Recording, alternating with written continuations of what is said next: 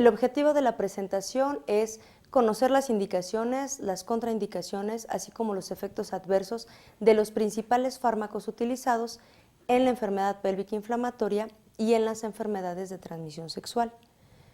Vale la pena considerar, a manera de introducción, que la enfermedad pélvica inflamatoria comprende aquellas alteraciones inflamatorias, particularmente infecciosas, que afectan a los órganos genitales que se localizan en la pelvis.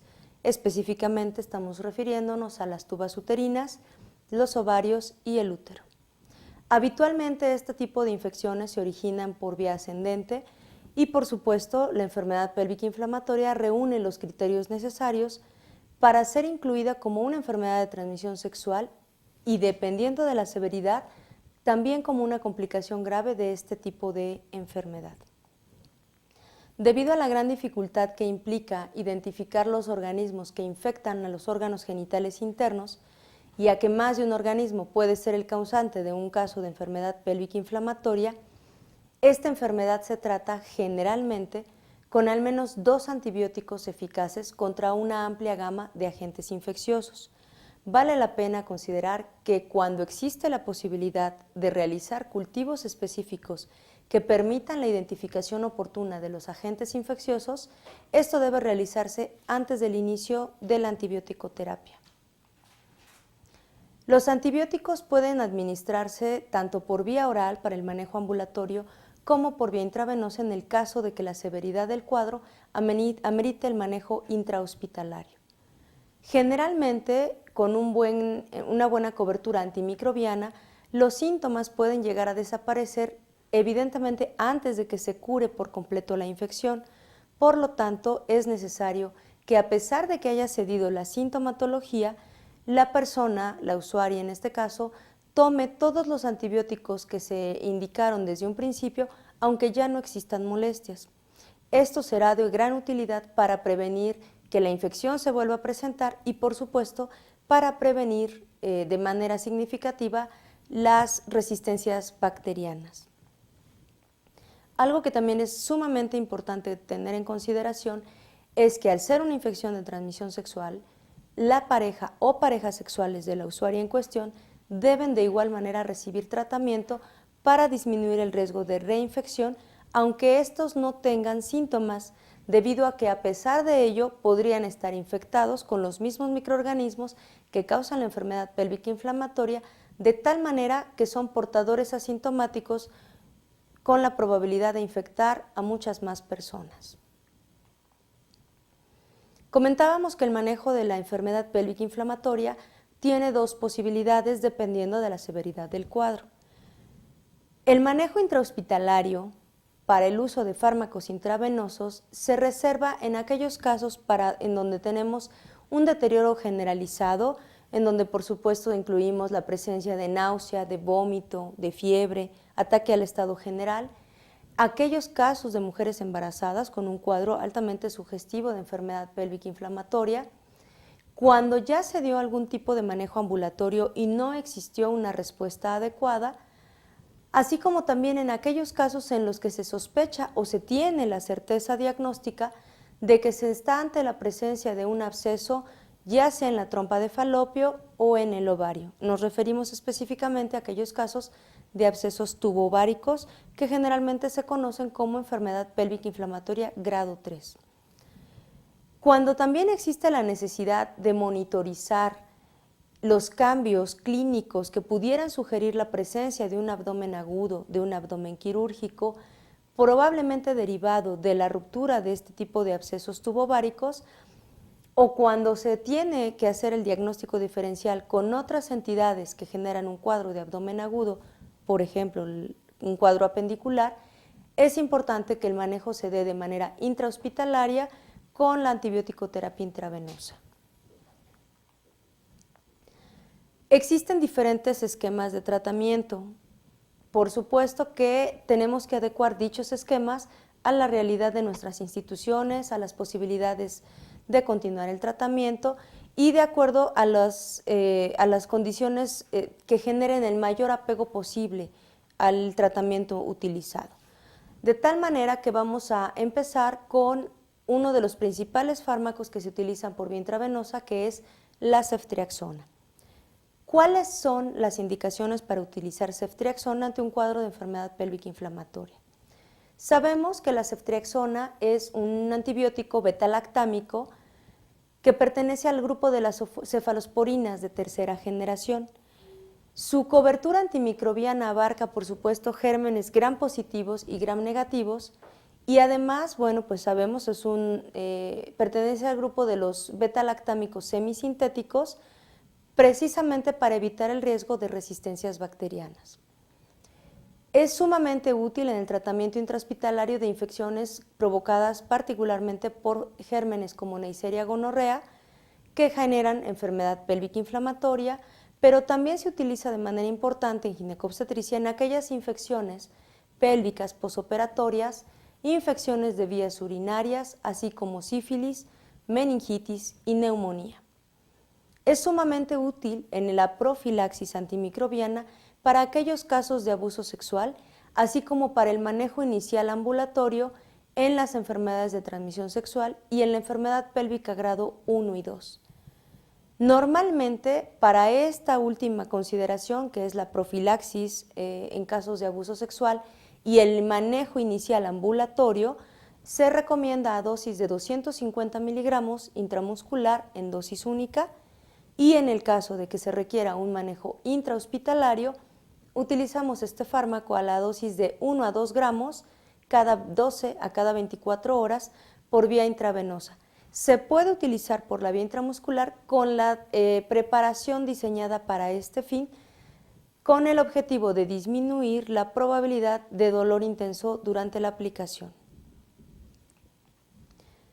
Por supuesto que existen contraindicaciones muy claras para el uso de ceftriaxona, fundamentalmente cuando ya existe la documentación de que haya alergia a las cefalosporinas.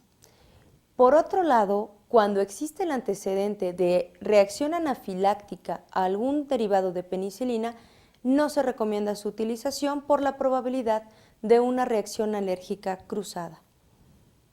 Se debe de tener una precaución muy especial en aquellos casos en donde se tiene colitis ulcerativa, disfunción renal, particularmente si este es concomitante con disfunción hepática por sus vías de eliminación, y desde luego cuando existe el uso concomitante de fármacos nefrotóxicos.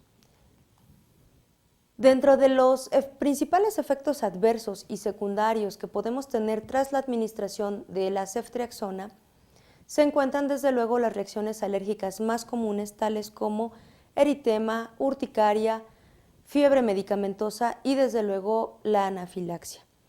Con menor frecuencia y que no contraindican su utilización son la presencia de heces blandas, diarrea, evidentemente náusea y vómito, y bueno, cuando se está administrando por vía intravenosa, con alguna frecuencia se pueden tener casos de flebitis. El riesgo de este tipo de efectos adversos disminuyen si la administración es lenta para evitar la administración súbita del fármaco. Algunos de los efectos adversos que se pueden encontrar en un porcentaje verdaderamente bajo y que remiten tras el término de la administración son, por ejemplo, eosinofilia hasta en un 6% de los casos y con menor frecuencia trombocitosis en un 5.1% de los casos, leucopenia hasta en un 2.1% de los casos y en situaciones verdaderamente poco frecuentes podemos encontrar alargamiento del tiempo de protrombina, sin que estas manifestaciones tengan una repercusión sistémica significativa como para suspender la administración del medicamento. Ante la utilización de antibióticos de amplio espectro, como en cualquier otro caso, el uso de ceftriaxona puede asociarse a superinfecciones o a sobreinfecciones por otros microorganismos no susceptibles ante este fármaco, generalmente oportunistas, como son las infecciones por hongos asociadas a Candida albicans. Algunas de las alteraciones de laboratorio que también se pueden presentar con una incidencia verdaderamente baja de alrededor del 1.2% son las elevaciones del nitrógeno ureico, de los niveles de creatinina sérica, así como la presencia clínica de oliguria. Insisto, estos efectos adversos y secundarios suelen remitir una vez que terminamos el tratamiento con este tipo de medicamentos. La doxiciclina es otro de los medicamentos que frecuentemente utilizamos para este tipo de padecimientos. Se puede utilizar para el manejo intrahospitalario, pero generalmente su administración es la vía oral. Por lo tanto, cuando las condiciones clínicas permiten el manejo ambulatorio, se utiliza de primera instancia la ceftriaxona en la presentación intramuscular a las dosis que ya mencionamos, seguido de la administración por vía oral de la doxiciclina. ¿Cuáles son las características de este fármaco para ser considerado de los que están en la primera elección terapéutica ante las infecciones de transmisión sexual que nos están generando una enfermedad pélvica inflamatoria? Sabemos que es un antibiótico bacteriostático del grupo de las tetraciclinas que inhibe la síntesis de proteínas tanto en gérmenes gram positivos como gram negativos. Este fármaco está indicado de manera conjunta con los que se manejan en el esquema que utilizan la clindamicina y la gentamicina, o bien con el de las cefalosporinas de tercera generación, como comentábamos específicamente la ceftriaxona, para el tratamiento de la enfermedad pélvica inflamatoria, particularmente cuando ésta se asocia o cuando se sospecha a enfermedades de transmisión sexual causadas por gérmenes tales como Clamidia trachomatis, Ureaplasma urealyticum, Mycoplasma pneumoniae, Escherichia coli, Haemophilus ducreyi, Neisseria gonorrhea, desde luego que son los más frecuentes que generan este tipo de alteraciones. No es su única utilidad, también tiene gran eficacia terapéutica en aquellos casos de paludismo, de acné severo, cólera y también leptospirosis. Para el caso que nos ocupa, la dosificación de este fármaco es 100 miligramos cada 12 horas por vía oral durante 14 días cuando estamos hablando de un esquema terapéutico. Ante aquellos casos de abuso sexual, es sumamente útil en las mismas dosis, en la misma posología, los 100 miligramos cada 12 horas, y se utiliza o se recomienda utilizarlo al menos por 7 días. De igual manera, como se comentó con anterioridad, es importante que la o las parejas sexuales reciban el mismo tratamiento a pesar de que se encuentren completamente asintomáticos. Por supuesto, no son fármacos inocuos, no estamos hablando de que sean fármacos inocuos, y sabemos que existen contraindicaciones para su utilización, entre las cuales se encuentran fundamentalmente el utilizarla en aquellos periodos de desarrollo dental, tales como la segunda mitad del embarazo, los periodos de lactancia, así como en niños menores de 8 años. Cuando existe, por supuesto, el antecedente de alergia a las tetraciclinas, ya sea la monociclina, oxitetraciclina o tetraciclina, se contraindica su utilización. También está contraindicado su uso en pacientes con porfiria, así como pacientes que cursan con lupus eritematoso sistémico, aunque éste se encuentre bajo control. Porque de alguna manera está relacionado con la probabilidad de efectos adversos y secundarios, que si bien es baja, y estamos hablando de que en general ocupan el 0.1% de los casos, pues pudiéramos evitarlos. ¿Cuáles son los principales efectos adversos y secundarios de este tipo de medicamentos? Por supuesto, los más frecuentes, las reacciones de hipersensibilidad. Algunas de estas reacciones de hipersensibilidad son la anafilaxia, la pericarditis, el edema angioneurótico, la urticaria, la presencia de un rash maculopapular y eritematoso, así como la fotosensibilidad. Por supuesto que la severidad de las manifestaciones de alergia son variadas, siendo tal vez el menor severo el rash maculopapular y dentro de los más graves la anafilaxia y el edema angioneurótico. Cuando existe el uso de doxiciclina, particularmente a las dosis recomendadas durante tiempos prolongados, podemos tener entre los efectos adversos y secundarios también un incremento en los niveles de urea en sangre, anemia hemolítica, trombocitopenia, neutropenia y eosinofilia. Todas estas manifestaciones generalmente tienen una remisión espontánea una vez que terminamos el tratamiento. Algunos otros de los efectos que nos puede generar la administración de la doxiciclina son el dolor de cabeza, la glosodinia, la presencia de náusea, vómito, Hay casos documentados de faringitis, de gastroenteritis, colitis y estomatitis, sin que esto necesariamente impida continuar el medicamento o la utilización del mismo. Cuando la presencia de estos efectos adversos resulta molesta para la paciente, se sugiere implementar algunas otras medidas, tales como la protección de la mucosa gástrica, evitar el consumo de alimentos irritantes, con la finalidad de poder concluir los 14 días del tratamiento. Por otro lado, cuando la intolerancia a la doxiciclina es importante, otra alternativa terapéutica que se asocia al uso de ceftriaxona es la acitromicina. ¿Cuáles son las indicaciones de la acitromicina? Sabemos que es un antibiótico de tipo macrólido que está indicado particularmente para el manejo ambulatorio de Clamidia trachomatis, aunque también muestra buena actividad contra Treponema pallidum, Neisseria gonorrea y Haemophilus ducreyi. Es una verdadera excelente alternativa al régimen de 14 días con la doxiciclina debido a que solo implica una dosis de 1 gramo por vía oral, tanto para la paciente afectada como para la o las parejas sexuales. A pesar de ser una excelente herramienta terapéutica y una gran alternativa al uso de doxiciclina, no deja de tener algunas contraindicaciones. ¿Cuáles son estas? Por supuesto, el antecedente de alergia al propio fármaco o bien al uso de otros medicamentos de tipo macrólido, y aunque no es una contraindicación absoluta, sí se sugiere tener un uso precavido en aquellos casos de insuficiencia renal y de alteraciones hepáticas importantes debido a sus vías de eliminación. Dentro de los efectos adversos y secundarios que podemos tener con el uso de acitromicina, por supuesto que también se encuentran los de tipo gastrointestinal, que son generalmente los más frecuentes, que son autolimitados y que normalmente no requieren de suspender el tratamiento con este medicamento. ¿Cuáles son los más frecuentes? Diarrea, malestar abdominal, náusea, vómito, flatulencia. También, por su característica de antibiótico macrólido, podemos tener un deterioro reversible de la capacidad auditiva. Podemos también tener presencia de ictericia, de colestasis, palpitaciones, dolor precordial. Dentro de las reacciones alérgicas más frecuentes, poco graves afortunadamente, está el rash y la fotosensibilidad. En casos más severos pudiéramos tener casos de angioedema y de reacciones anafilácticas.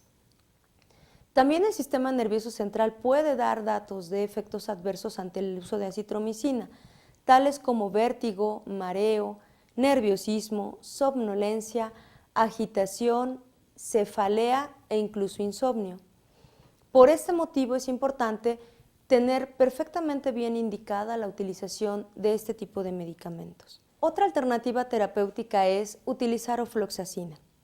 La ofloxacina es una quinolona de segunda generación sumamente útil en el manejo ambulatorio de varias infecciones genitourinarias, debido al gran espectro de acción que tiene, es decir, comprende gérmenes gram negativos, muchos gérmenes gram positivos, así como también algunas bacterias anaerobias. Nos interesa utilizarla debido a que tiene cobertura sobre microorganismos tales como Neisseria gonorrea y Clamidia trachomatis, que con mucha frecuencia podemos aislar en los casos de infección de transmisión sexual. El uso de quinolona se recomienda asociado con la utilización de metronidazol para lograr una mejor cobertura antimicrobiana.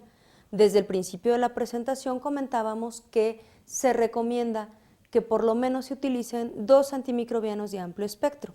Este siguiente esquema, que asocia quinolonas con metronidazol, puede ser una excelente alternativa cuando el cuadro clínico y su severidad así lo permita.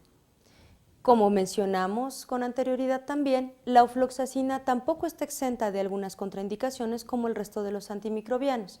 Particularmente, ¿cuáles son dichas contraindicaciones?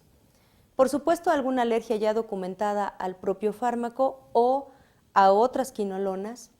Se sugiere evitarla en pacientes menores de 18 años de edad, evitarla también en pacientes que padezcan crisis convulsivas, y cuando existan la presencia de crisis convulsivas y sea necesaria la utilización de la ofloxacina, la recomendación es que se garantice el uso de los fármacos anticomiciales para tener lo mejor controlada posible la presencia de las crisis convulsivas.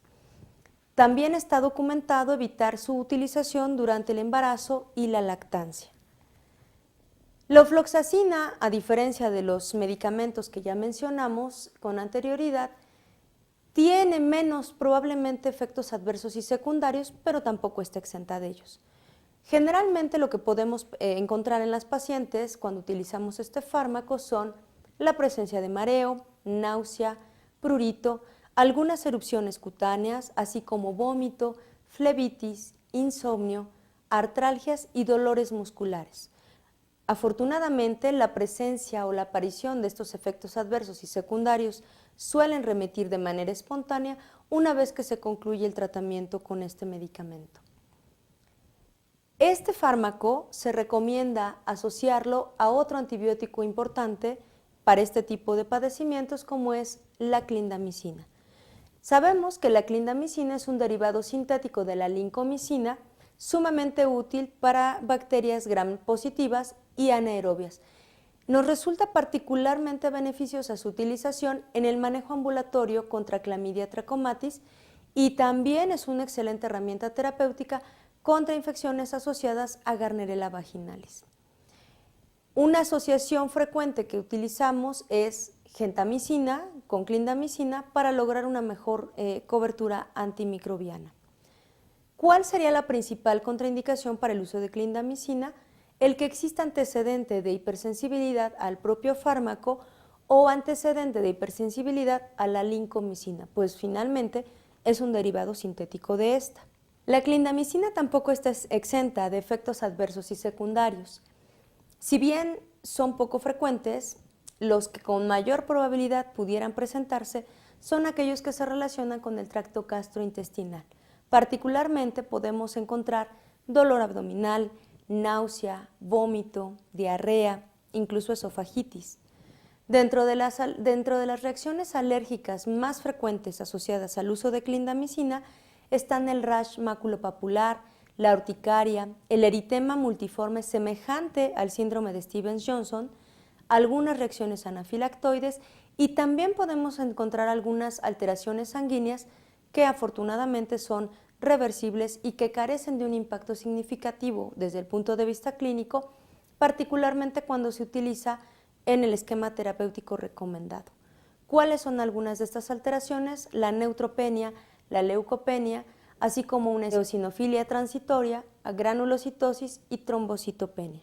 Como pueden ver, el uso de clindamicina puede ser sumamente útil siempre y cuando las dosis recomendadas sean respetadas y debido a la probabilidad de náusea, de vómito, de diarrea, sí se recomienda su utilización con precaución en aquellos pacientes o en aquellas pacientes en quienes ya existe documentado, por ejemplo, colitis pseudomembranosa.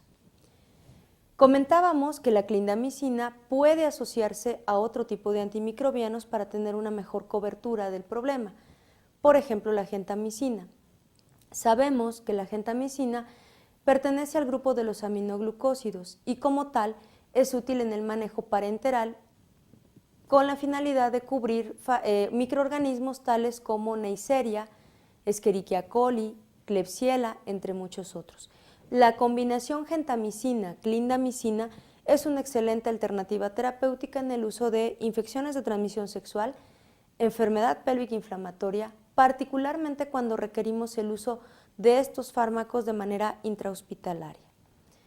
De igual manera, la gentamicina puede tener algunas contraindicaciones para su utilización, tales como la propia alergia conocida a la gentamicina o a algún otro tipo de aminoglucósido, y es particularmente importante tener cierta precaución en aquellas personas que cursan con insuficiencia renal por el riesgo de nefrotoxicidad.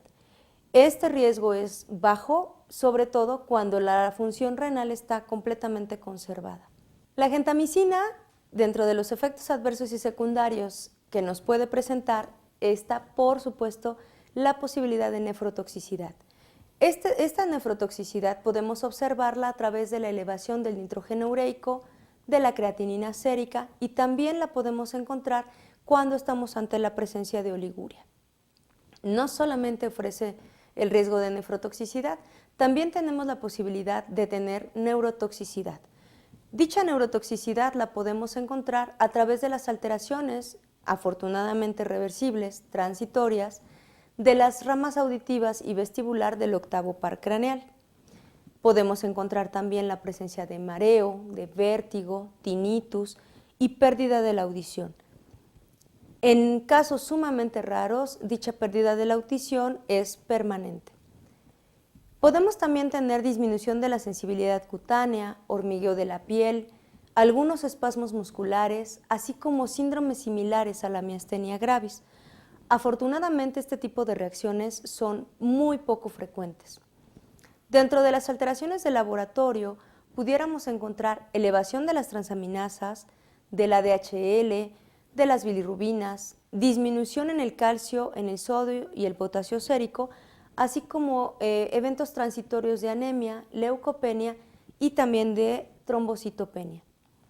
A pesar de los efectos adversos y secundarios que pudiéramos tener con el uso de gentamicina, cuando su uso se da de manera racionada en combinación con los otros antimicrobianos, podemos lograr el objetivo terapéutico de erradicar la infección de transmisión sexual y de alguna manera disminuir la probabilidad de que la mujer quede con dolor pélvico crónico asociado a la enfermedad pélvica inflamatoria con la que cursó. Habíamos comentado al metronidazol, lo habíamos mencionado en asociación con el uso de alguna quinolona, particularmente con la ofloxacina. El metronidazol, por ende, está indicado como antibacteriano y antiprotozoario activo contra la gran mayoría de las bacterias anaerobias y, por supuesto, cuando lo utilizamos, como lo mencionamos ya, en asociación con alguna quinolona para el tratamiento de la enfermedad pélvica inflamatoria, podemos tener una mejor erradicación del problema. ¿Por qué? Porque tiene una particular eficacia sobre la tricomoniasis y sobre Gardnerella vaginalis. Por supuesto, existen algunas contraindicaciones para su uso, tales como la alergia conocida ya al propio metronidazol y particularmente, esta es una aclaración que hay que hacerle a todo paciente, a toda paciente, es jamás utilizarlo en combinación con el alcohol. Tampoco se recomienda utilizarlo con el uso simultáneo de anticoagulantes, particularmente de tipo cumarínico o disulfiram, o bien ante la presencia de algún tipo de enfermedad orgánica del sistema nervioso central, antecedente de discrasias sanguíneas, y tampoco se recomienda utilizarlo en presencia de algún tipo de insuficiencia hepática grave. El metronidazol también nos puede generar varios efectos adversos y secundarios, y de los más frecuentes están los gastrointestinales. Sabemos que son efectos reversibles, autolimitados, pero es importante para garantizar un mejor apego al manejo médico, aclarar desde un principio a las pacientes la posibilidad de presentarlos. ¿Cuáles son los más importantes, aunque no con una gran trascendencia clínica, como para evitar su uso? Podemos tener gastritis, podemos tener náusea, vómito, disgeusia, boca seca y el tradicionalmente documentado sabor metálico. Podemos tener también la presencia de cefalea, de erupción cutánea, lengua saburral, así como algunos otros datos asociados con sistema nervioso, tales como vértigo, depresión, insomnio, somnolencia, también disuria, oscurecimiento de la orina, y particularmente los datos que sugerirían neuropatía periférica son aquellos relacionados con dolor, parestesias, calambres o cansancio de manos y pies. A nivel del sistema nervioso central, la toxicidad que pudiera generarnos el metronidazol se puede manifestar a través de ataxia, de movimientos tónico-clónicos, encefalopatía, así como cambios en el estado de ánimo. Por supuesto, no estamos exentas ni exentos de presentar urticaria, pápulas, prurito. Algunas otras alteraciones que pudiéramos tener son una leucopenia, un estado de leucopenia transitorio, fiebre, por supuesto que entra dentro de los fármacos asociados a fiebre medicamentosa, así como algunas lesiones orales, pancreatitis, dolor abdominal y lumbar y también anorexia. Ninguno de los fármacos que hemos mencionado están exentos de efectos adversos y de reacciones secundarias. Sin embargo, cuando los casos clínicos están plenamente justificados para la utilización de los distintos esquemas antimicrobianos que ya hemos mencionado, vale la pena utilizarlos. ¿Por qué? Porque finalmente necesitamos erradicar una infección de transmisión sexual. Si no erradicamos dichas infecciones, la probabilidad de secuelas permanentes es muy alta. ¿Cuáles son las principales secuelas a las que se pueden enfrentar las mujeres que no recibieron un tratamiento antimicrobiano adecuado? Por supuesto está la propia enfermedad pélvica inflamatoria, que se asocia a dolor pélvico crónico, así como procesos de infertilidad. Esto tiene una gran trascendencia clínica debido a que muchas mujeres cursan con este tipo de infecciones y desafortunadamente no todas dan las manifestaciones sistémicas de una enfermedad pélvica inflamatoria grado 3 o 4 y por ende siguen el curso de sus vidas sin haber recibido el tratamiento adecuado. El problema es que aunque queden como portadoras asintomáticas, como es el caso de la mayoría de los varones, suelen tener en etapas posteriores de la vida dificultad para embarazarse por esta esterilidad asociada a los procesos inflamatorios crónicos de las tubas uterinas y peor aún, la asociación o la presencia de enfermedad pélvica inflamatoria, así como de las infecciones de transmisión sexual, tiene o representa un gran factor de riesgo para embarazo ectópico. El embarazo ectópico, a su vez, es una causa de hemorragia obstétrica en la primera mitad del embarazo y sabemos que la hemorragia obstétrica se encuentra dentro de las 3 primeras causas de muerte materna. De tal manera que cuando nosotros no hacemos un diagnóstico adecuado, oportuno y un tratamiento eficaz contra las infecciones de transmisión sexual, particularmente si ya nos están dando un cuadro severo como es la enfermedad pélvica inflamatoria, no nada más estamos contribuyendo a la infección de más personas, no solamente estamos generando un problema de salud pública en términos de infecciones de gran trascendencia epidemiológica, sino que también tenemos una repercusión sobre la salud materna y perinatal. Sabemos que si no erradicamos infecciones asociadas a micoplasma y ureaplasma, por ejemplo, podemos tener una amenaza de parto pretérmino, una ruptura prematura pretérmino de membranas, que por supuesto generan altos costos en la atención para los productos pretérminos que nacen derivados de estas complicaciones. Por ello, me permito agradecerles la atención que hayan otorgado a la presentación. Vale la pena seguirse documentando sobre las actualizaciones más recientes en relación a los esquemas terapéuticos. Los que aquí presentamos son los que con más frecuencia se utilizan, los más consensados y también los que podemos utilizar en la gran mayoría de nuestras instituciones, tanto públicas como privadas de atención a la salud, tanto en primer nivel como en segundo y tercer nivel. Nuevamente quiero agradecer a la Universidad Nacional Autónoma de México, al Instituto Nacional de Educación Médica Continua, por haberme brindado la posibilidad de compartir este tema con todos ustedes. Vuelvo a repetir, mi nombre es Susana Patricia Collado Peña, médica ginecobstetra, y la invitación permanente es a continuar en el ejercicio cotidiano de una medicina basada en evidencia científica que pueda brindar a nuestras pacientes una mejor calidad de vida. Gracias.